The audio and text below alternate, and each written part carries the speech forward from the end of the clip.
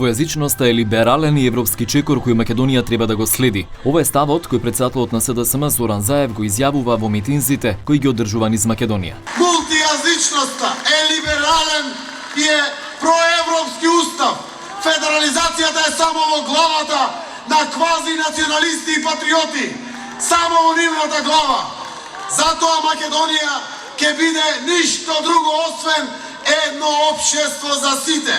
Претседателот на ВМРО ДПМН Никола Груевски во неговите излагања тврди дека двојазичноста ќе придонесе за федерализација на Македонија. Дали вие подржувате федерализација и двојазичност на целата територија?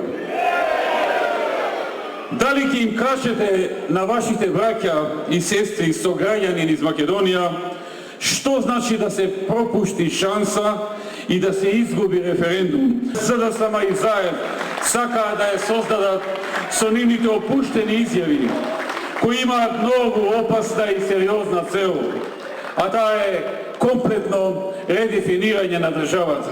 Лажна е дилемата која ВМРО ДПМН ја представува дека СДСМ ги предава македонците со идејата дека албанскиот јазик треба да биде официјален ни целата држава, вели комуникологот Петар Арсовски.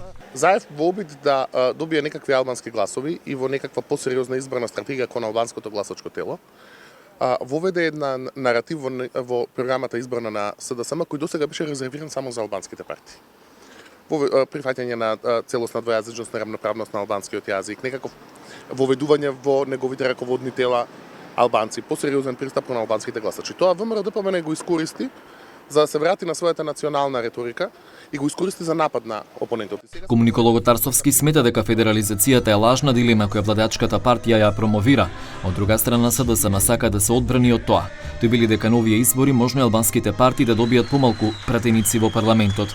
Додава дека сепак поголемиот број албанци ќе гласаат за албанска партија.